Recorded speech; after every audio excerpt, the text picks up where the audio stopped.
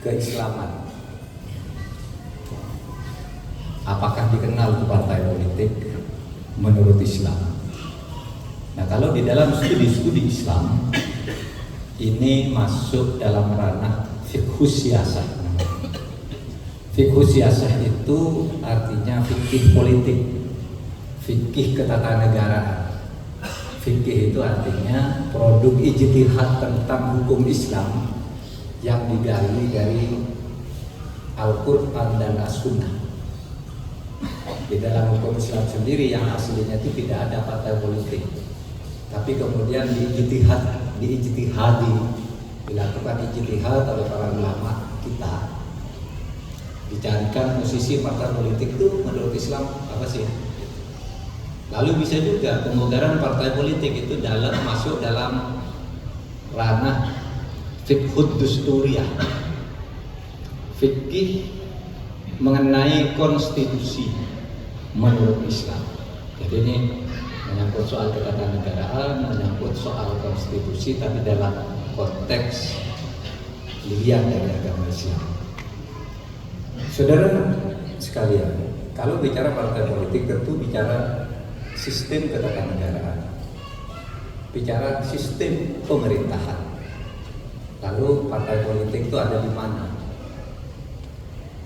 Saya ulangi satu paragraf ceramah saya dari mimbar ini setahun yang lalu, bahwa Islam itu tidak mengajarkan sistem bernegara. Al-Quran dan Al-Hadis tidak ada sistem bernegara, tetapi mengajarkan bernegara. Sistemnya tidak diatur. Nabi pernah membentuk sistem, tapi tidak bisa dilaksanakan sekarang zaman Nabi itu. Sudah saya katakan dari majelis ini dulu. Apa katanya Pak? Seluruh yang dilakukan oleh Nabi wajib diikuti. Iya, tetapi ikutannya tidak harus persis. Karena misalnya negara pada zaman Nabi itu tidak ada parlemen, tidak ada Mahkamah Agung, hakimnya ya Nabi sendiri, parlemennya ya Nabi sendiri, kepala negaranya Nabi sendiri. Itu dulu zaman Nabi. Sekarang kan tidak bisa begitu. Nabinya sudah tidak ada. Ya.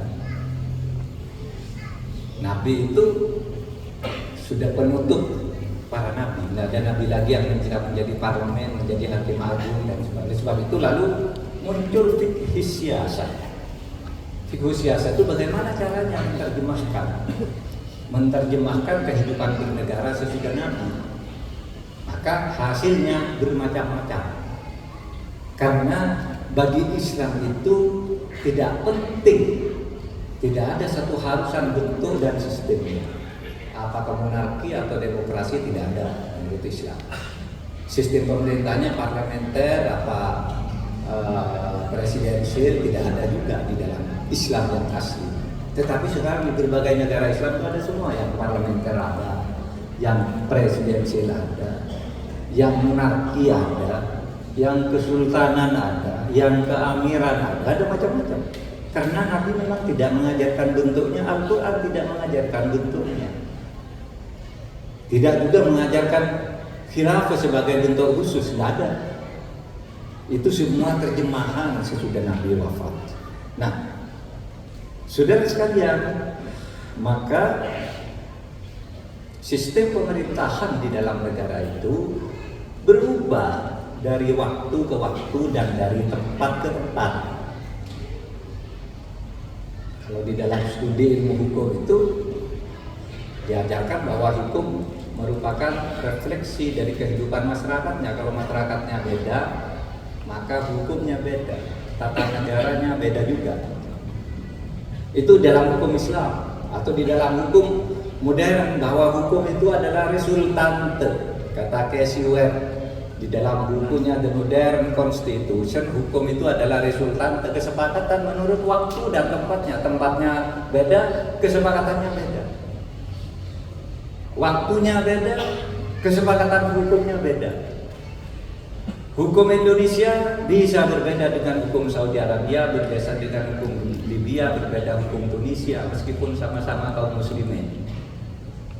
Jadi ditafsirkan menurut kebutuhan lokalnya. Hukum tahun 45 berbeda dengan tahun 1200. Karena waktunya berbeda. Hukum di Indonesia beda dengan hukum di Afrika karena budayanya berbeda. Tetapi prinsipnya bagi umat Islam itu ada yang sama, yaitu syahadat. Syahadatain, asyhadu an la ilaha illallah wa asyhadu anna Muhammadar Rasulullah. Lalu ada rukun Islam, rukun iman. Itu sama. Nah, terjemahannya dalam bentuk sistem ketatanegaraan berbeda. Nah, oleh sebab itu, saudara, maka dalam hal ini saya akan masuk ke masalah pokoknya. Itu tadi sebagai pengantar. Saudara, di dalam perkembangan sejarah Islam, penentuan hukum sesudah Nabi wafat itu bermacam-macam. Karena dulu Nabi kalau ada apa-apa ya Nabi buat hukum sendiri. Ada orang bersalah, Nabi sendiri yang menghukum. Gitu. Tapi sesudah Nabi wafat itu kalau ada sesuatu, misalnya sekarang ini ada tindak pidana korupsi. Zaman Nabi itu hanya ada dalil laknatullah ala rashi wal murtashi. Allah melaknat orang korupsi dan menyuap. Gitu. Orang yang melakukan korupsi tidak laknat. Tapi apa hukumannya tidak ada. Kalau mencuri ada waktu itu as-sariqu was-sariqatu faqawadiyahuma. Kalau mencuri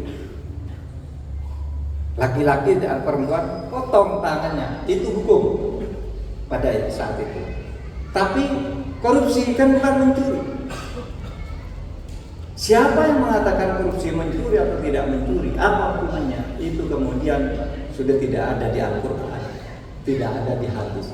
Terus gimana caranya? Ijtihad. Ijtihad itu artinya ulama mencari sendiri. Tapi dengan pedoman ijtihad itu istifrogul wusni fi naili hukmin syar'iyyin bi thariqil istinbat minal kitabi was sunnah. Ijtihad itu artinya apa? Menggali, mencurahkan akal pikiran serius mungkin untuk menggali ketentuan hukum syara yang ada di Al-Quran dan Sunnah, karena tidak ada di dalam Quran dan Sunnah digali apa maksud korupsi. Misalnya, saya sekarang sedang mengurusi TPPO, bukan TPPU ya, bukan, ini TPPO, tindak pidana penjualan orang. Iya, ini saya hari Kamis besok mau ke Batam, mau menindaknya karena ada pusat-pusat di mana orang tuh diberi paspor gratisan lalu dikirim ke luar negeri, kerja di kapal-kapal, kerja di luar negeri, tidak digaji, kalau meninggal dibuang di laut, tidak digaji, disiksa. Itu tindak pidana perdagangan atau penjualan orang.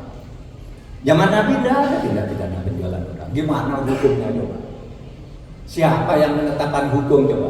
Sekarang kalau ada TPPO, ada korupsi, ada pelanggaran lintas batas wilayah. Zaman Nabi dulu orang bisa melanggar lintas batas wilayah lalu kuasa atas daerah itu menjadi daerah baru bagi negara. Sehingga kalau dikatakan Islam mau nyebrang ke Eropa, memang waktu itu tidak ada hukum internasional yang melarang. Siapa bisa menguasai wilayah, dia menjadi wilayah negaranya. Sehingga pada waktu Romawi mempunyai menjadi dinasti yang sangat besar karena dulu tidak ada hukum internasional. Zaman Nabi Islam masuk ke Eropa, masuk ke Afrika. Itu pada waktu itu hidup bernegara memang begitu. Tapi sekarang kan tidak boleh. Siapa sekarang yang menetapkan aturan-aturan itu sesudah Nabi wafat? Nah disitulah kemudian di berbagai negara macam-macam. Ada yang dikeluarkan dalam bentuk dekret raja. Raja mengeluarkan keputusan, harus ikut. Tapi ada di beberapa negara Darul Iftah namanya, yaitu majelis atau dewan fatwa. Jadi kalau ada masalah, ini penasihat raja yang diberi tugas membuat fatwa diberikan ke raja-raja lalu mengumumkan kalau raja setuju. Maka seperti di Mesir itu, saudara, kalau menyangkut hukum fikih itu yang memberi fatwa itu Universitas Al-Azhar, Grand Sheikh. Oh ini ada pencucian orang, gini hukumnya. Nah, kalau di Indonesia ini yang tetapkan parlemen bersama pemerintah, karena tidak ada nabi di sini. Di Indonesia parlemen menetapkan, ada fatwa tidak? Ada fatwa Majelis Ulama, tapi fatwa Majelis Ulama itu sama sekali tidak mengikat. Fatwa Mahkamah Agung saja tidak mengikat, sudah. Apalagi Majelis Ulama yang bukan lembaga negara. Oleh sebab itu fatwa itu bisa berbeda-beda. Fatwanya Muhammadiyah dan fatwanya NU tentang Natalan bisa beda. Pondok pesantren bisa beda lagi, karena fatwa itu sekali lagi tidak mengikat. Sehingga pada zaman Nabi itu ketika orang saling memberi fatwa itu saling tuding. Ya, Pak Arigito, gimana menurut pendapatmu fatwamu gitu? Pak Arigito tidak mau, Pak, saya tidak mampu itu, kasih ke Pak Mahfud aja. Pak Mahfud saya tidak mau, kasih ke Pak Muntasir, tidak mau, kasih ke, terus berkeliling sampai ke Pak Arigito lagi. Karena memberi fatwa itu tidak mengikat dan bisa didebat oleh orang lain. Dia ada dengan hukum. Hukum itu ditetapkan secara resmi dan mengikat. Nah, maka tadi ada dekrit raja di Saudi Arabia itu, dekrit Malik raja. Bisa di Brunei juga sama. Apa saudara pernah di situ ada sidang parlemen berdebat gitu? Nah, langsung aja sultan bilang gini. Apa itu sah? Sah. Itu bagian dari produk ijtihad, tetapi juga yang di sini sah bagian dari produk ijtihad. Nah, saudara sekalian, dengan demikian, saudara, parpol itu adalah produk ijtihad yang sah di bidang ketatanegaraan. Kenapa sah? Karena dulu ketika Indonesia mau didirikan itu terjadi perdebatan.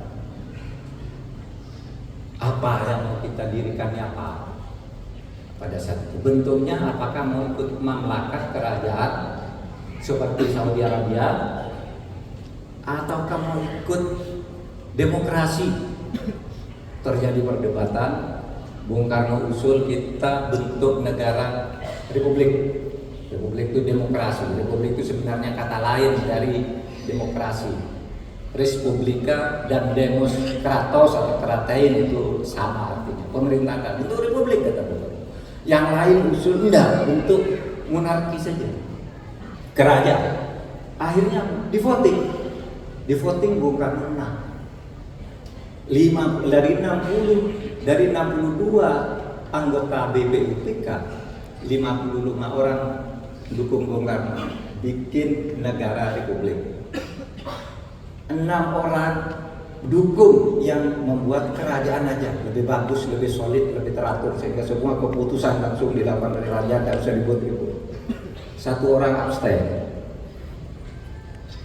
Itu keputusan sidang BPUPK Dokuritsu Sumbijo Sakare pada tanggal 10 Juli tahun 1945, 10 sampai 16 sidangnya. Nah, jadi menang nih demokrasi. Nah, kalau begitu demokrasi sudah menang sebagai produk perdebatan, itulah yang disebut produk ijtihad. Di dalam Islam itu disebut ijma' sukuti, kesepakatan para ulama. Ya secara diam, tidak usah harus bilang iya, diam aja itu sudah sepakat, artinya ijma' sukuti. Karena pada waktu itu Islam sudah diwakili oleh Bagus Hadi Kusumo dari Muhammadiyah, Nasir, Kahar Masakir, Mas Mansur, NU-nya ada Hasyim Asyari, ada Wahid Hasyim, ada Kiai Maskud, ulama-ulama itu ada di Arsita, Al-Irsata dari mana aja. Sudah kita sepakat sekarang demokrasi.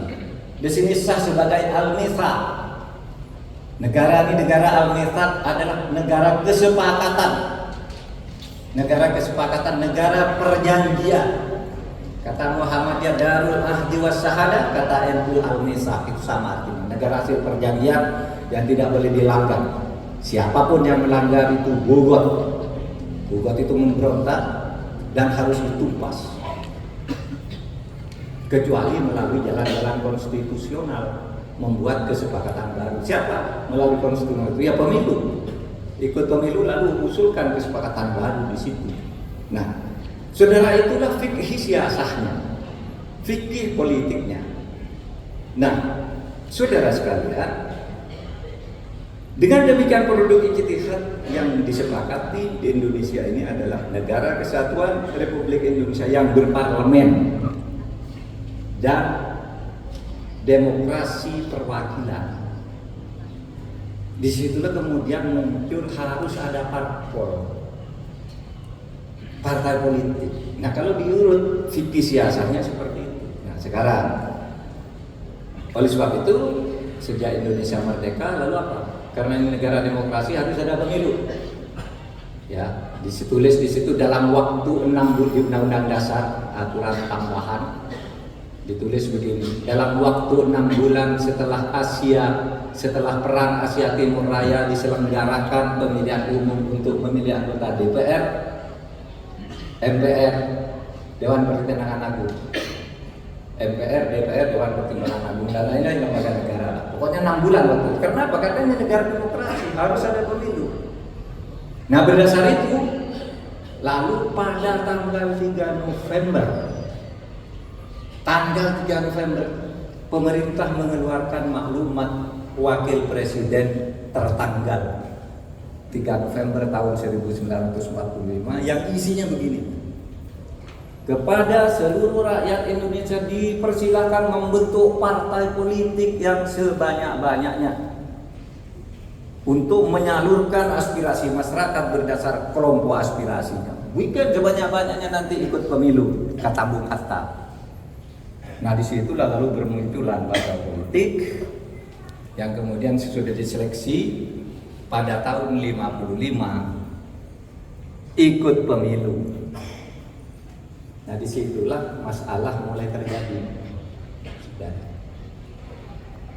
hasil pemilu tahun 55 ada DPR yang terbentuk, ada konstituante yang terbentuk. Konstituante bersidang di Bandung sejak bulan Maret tahun 56. Untuk apa? Membuat konstitusi baru, merumuskan ideologi negara yang baru. Karena waktu itu kan ribut tuh, kenapa kok dulu Piagam Jakarta kok nggak jadi Pancasila ya? Siapa nih yang mengubah? Terjadi perdebatan. Ya udahlah, nanti selesaikan di pemilu. Jadi pemilu 55 kita perdebatkan lagi. Terjadi perdebatan lagi. Mulai bulan Maret tahun 56 sampai bulan Juli tahun 59. 3,5 tahun berdebat, ganti ideologi, ganti tidak bisa tercapai sampai akhirnya